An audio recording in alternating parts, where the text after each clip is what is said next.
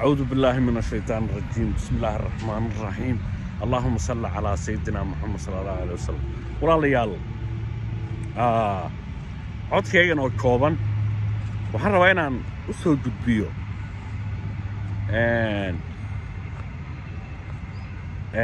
ummadda Soomaaliyeed hoggaankeeda maanta mandateeka haysta waxa la gudboon inuu sameeyo oo ah tala bixinta ka hor iyo Soomaali maanta meesha ay taagan tahay faalla yar oo ka horeysaan rabaa inaan soo gudbiyo. walaalyaal waan idin salaamayaa salaanta islaamka ah. Assalaamu calaykum waraxmatullaahi wabarakaatuh. salaanta islaamka xaqa ah kadib waa markii koowaad qof kaste oo Soomaaliyeed oo maanta nool oo wax garanaya waxaa khasab ah inuu dareenkiisa lahaado la jeclaawanimada aad ummadda Soomaaliyeed Soomaaliya tahayna inaad soo gudbisid wax kaste oo ummadda Soomaaliyeed manaafac u leh. gaar ahaan waxaan la sii hadlahayaa ilaydka labeenta ummadda. waxaan gaar ahaan la sii hadlahayaa culimada dhalinyarada hooyooyin waxjarad inta damiirka ummadda Soomaaliyeed leh yaan weliba si hoos ahaan oo gaar ahaan aan u baraarujinaya oo la hadlaya. walaalayaal 32 sano 4 sano inta loo gaadho ayay Soomaali qasan tahay. ummadda Soomaaliyeed iyadu isma ayna qasin. waxaan aanu aaminsanahay inaan boqolkiiba 75 ay tahay faragelin shisheeye oo ay kow ka tahay gumaysiga madooba Itoobiya inay sabab u tahay Soomaaliya inay caga dhigan weydo waxna noqon weydo. qodobka labaad waxaan iyadana raacinayaa inay hoggaan aragti gaabni inay tahay. waxaa u soo qaadanaya waxay tahay walaalayaal ummadda Soomaaliyeed waxay leedahay dhul, waxay leedahay dad aad u fiican oo inta badan la dhaho waa la dhahaabay isku luuqad isku diin dad isku dhiig ah dad furan oo runtii markaan ka hadlayo aan waxba kala lahayn markii Soomaalinimada aynu dunteeda ka hadlayno. marka ummadda nooca ee khayraad iyo dhul Ilaahay siiyey haddana waa loo diiday inay caga dhigtaan. marka hadda maanta sanadkan 2025 ayaa waxaan soo qaadanaynaa xaaladda ay hadda ku sugan tahay. horta bilowgii sanadkan 25 waxaa jira faallo hore aynu soo sheegnay oo ahayd in la sii qaybiyey la jadeeday colaad cusub loo abaabulay halkaas inoo maraysay. markaa sanadkan hadda saacaddan aynu taagannahay waxaad moodaa inay ajendayaashii gumaysi madoobaha Itoobiya uu sidii loogu talagalay uu u socdo meesha ajendayaashii Soomaali uu eber yahay. aan marka soo noqonno waxaan ku soo noqonaynaa waxa la yiraahdo mandate madaxweynenimo ee ummadi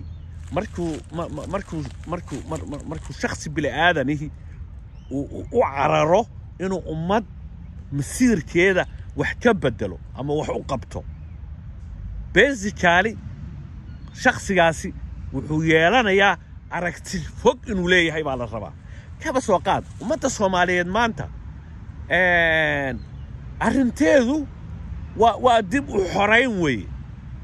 يعني هراي وحرودي الحلمية دي ما أنت أنا وحلا رما دي بالله قبصدي وأن مدام مسكحيا بوليتيكالي إني ديفيسيتات لقى اللي بربورية اللي بابية مركا وحن هنا مركا وأديب وحرين وي مركا ما دام أديب وحرين تهاي شخصية إنه هجامية للربو دبعتها هذا ما أنت إنه حل جانا للربو وأنه ليه عرقت بير عرقت ناس إن النقطة عرقت حرن مدون إن النقطة أسوق هذا النمركا ما ديت كأمده فائدة أوليه صدق فائدة أوليه كو مركا ونكم مدحوينه كوجو ليس مدحوينه النمو وحولها هي تغييرات الشعب كا ومدهاس وكل الشيء حتى عند مدحوينه حتى الصوماليات inkastoo laba jeer soo maray waa mandateedka uu hayo shacabka Soomaaliyeed oo dhan ayaa waxay ku taageersan yihiin inuu wax u qabanayo maadaama uu shacabkaasi u baahan yahay inay horumaraan inay dhibaatadan ka baxaan inay isbedel sameeyaan taageerada shacabka oo dhammaystiran wuxuu haystaa nidaamka dawladnimo ee leh hay'adihii wax fulinaya oo dhan ee baarlamaanada labada aqal laga soo bilaabay iyo dawladii ciidankii cirka tii badda tii dhulka dhammaan nidaamkii dawladeed wuu haystaa mandatekii dawladnimo ee United Nations qaramada midoobay iyo aqoonsiga caalaminnimada wuu haystaa marka maadaama saddexda aad haysatid aragtida aad leedahay marka waa inay meeshii ay taagneed ee aad markii hore ahayd nin aan mandate umadeed haysanin waa inay ka dhaqaaqdaa marka maxaan dhihi karaa marka madaxweynaha ummadda maanta Soomaaliyeed oo mandatekii labaad ahaa meesheedii muu ka dhaqaaqay mise meeshiisii buu ku doorinaya meeshii kuma doorinaya hoos buu uga sii dhacay baa la dhihi karaa sababtoo ah markii horeba tayadiisa waxa inaga filayd wareegii ka horreeyay ee uu xilka ummadda soo qabtay waxa inaga filayd sidii وكل 5 كي إلى هجامينها كنت الماء هي هيئة الجمهورية مدون حرنا مدون كذا جبت ودنا حريته وقاعدين إنه أفلقادين أو مال كجت معي أو لها مين أهين حق ضر مين أهين ولها أنت أصلا أنا جافلا بهاي يمد ما أدري كلو لين ما أدري كلام رك وحيت هاي وحاول ياللي أوفيرسو صومالي مركب بربرتي قبل والبابا وحو عرري نظام وحلاله صوبحي هبل لادس نظام كان مركي جيرا دينا مركي لاغا ايغو وامتي Soomaaliyeed oo bisay la timid oo nidaam kala dambayna oo canshuurtii ka qaado dawladda ay leeyihiin oo yar baa dhashay nidaamadaas marka maxaa la doonayaa inuu madaxweynaha ummadda markaas mandateeka ummadda haya inuu leeyahay aragti fog oo maxaan ka wadaa dhibaato kaste oo aynu hadda koonkan aynu ku joogna jira wuxuu leeyahay xal haddaan tusaale soo qaadano hooyo waa waxay xallisay 2 litir oo caan ah ku xallisay ilmo abaydina oo uu xallin waayay nin maal badan diyaarad ku soo qaaday $1 milyan sababtoo ilmaha yari laqlaq mahaya $1 milyan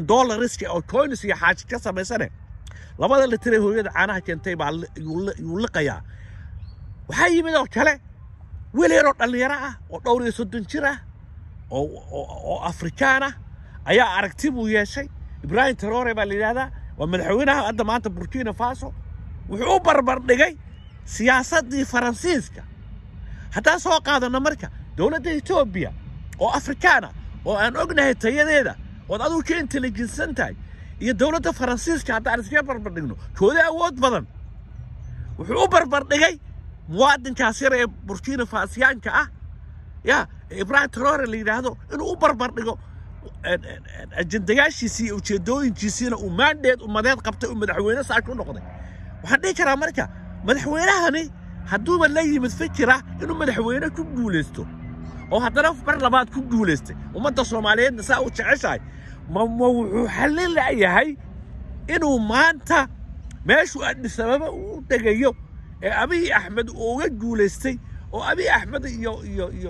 dawladda Ethiopia iyo wadanka Masar oo isku haya khayraadkaas biyaha ah oo uusan waliba masaariduna ayna maanta ayna Falastiin xitaa waxba u taraynin ay Ethiopia sanka duleelisay oo taageeradii Mareykan iyo siyaasadihii reer galbeed haysata ayuu u dhaxeeyaa muxuu u dhaxaynayaa marka ummadda Soomaaliyeed mandate buu u helay يا ومدة الصومالية ديار بقطها إني تاجرته ما هو أود لا يا ماشي وأدي سببه كده جيو إنه كده جو تسمعيه يا بوسعصو مو أود لا يا ما هو أود لا إنه هرجيسة كده جو ما هو أود لا يا إنه بينما كده جو ما هو أود لا يا إنه هيران كده جو ما هو أود لا يا إنه لاسعانة كده جو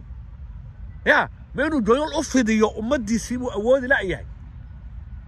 ماشي أيضا أنا حالكم وحكون احتراء ومدى الصوماليين مركز صوتي مادو what is the solution يساقوا هنقضى مركز جومني مدون هرها ما يستو يا أركتدا فوق هايشو برنامج شهادة الصومالي وهايستنا مانديت عيدا الله يبي هذا ما أنت يرتير كأيه تاجني أنتوا هايستين وكيف هيستعين سيدا أوقات وحنقي لها إيه يربا وحن موتريا ويسي مدو يتوب وحكون جوليستا بلو فيرسو حلقي وفرماتش مدحتني مدحي او مدحوينها جوبلاندي وقولوا لينا هي برنامجيسي doorashada nidaamkaas farmaajo xilligu madaxweynaha nacaan sabab lahayn oo ummadda Soomaaliyeed ku dhex dhashay uu ololeynaya xidhiidhka Itoobiya la yeeshay xilligii isbedelkii Abiy Ahmed waatii gumaysi madowga Itoobiya uu airportada ciidamadiisii commandoosta uu ku soo daadinayay sirdoonadiisa si uu gacan biro ugu qabto hoggaankaas markaa Jubbaland